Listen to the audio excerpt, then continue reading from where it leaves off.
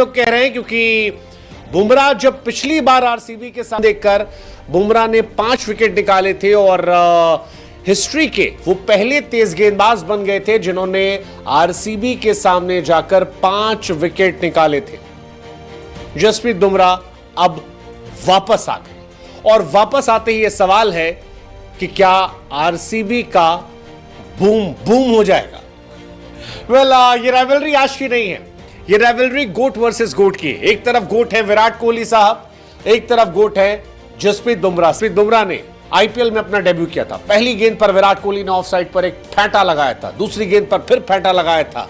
पहली 4 गेंदों पर 3 चौके मार दिए थे, लेकिन उसके बाद जसप्रीत बुमराह की एक अंदर आती गेंद पर विराट कोहली आउट हो गए थे। वो एलबीडब्ल्यू आज भी लोगों के जहन में ताजा है और विराट बुमराह के पहले शिकार बने थे। वो बुमराह जो आखिरी बार विराट की टीम के सामने जब आए तो आरसीबी को तहस नहस कर दिया था, 19 रन पर 5 विकेट निकाल दिए थे। वो बुमराह जब वापस आरसीबी के सामने आएंगे और साथ में उनके जोड़ीदार ट्रेंट बोल्ट नजर आएंगे तो क्या आरसीबी की मुसीबतें बढ़ जाएंगी? फैन सवाल पूछ रहे हैं कि क्या बूम बूम हो जाएगा, इसलिए एक सवाल हम भी पूछ लेते हैं, क्या मुंबई इंडियंस आरसीबी को हरा देगी? यहां जवाब दो, लेकिन अगर चाहवाली सिनेमैटिक हो जाएगा, सिनेमैटिक होगा। बुमराह के आने से मुंबई बहुत बहुत बहुत मजबूत हो गई, क्योंकि बुमराह कोई खिलाड़ी नहीं है, one man, he is a one man army.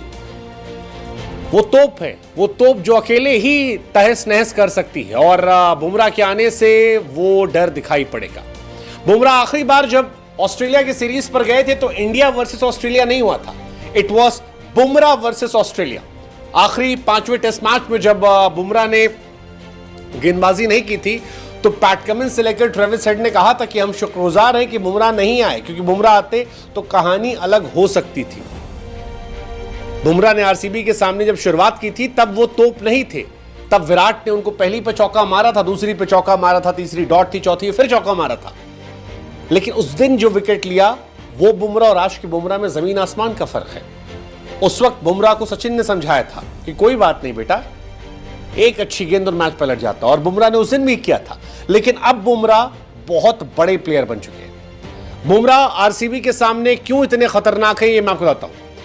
Bumrah ने आज तक आरसीबी के सामने 95 बॉल्स की है, 140 रन दिए, 5 विकेट निकाले। ये विराट का स्टार्ट है, 95 बॉल्स, 140 रन, 5 बार विकेट विराट कोहली बुमराह के सामने गवा चुके हैं। अगर आप जसप्रीत बुमराह का ओवरऑल रिकॉर्ड देखेंगे वानखेड़े के अंदर, तो वहां भी वो तोप है। शुरुआत में नहीं थे, पहले मैच में विकेट भले मिले थे, लेकिन उसके बाद बुमराह जो है 45 विकेट निकाल चुके हैं और इकॉनमी उनकी केवल 6.95 की है, विच इज फेनोमिनल।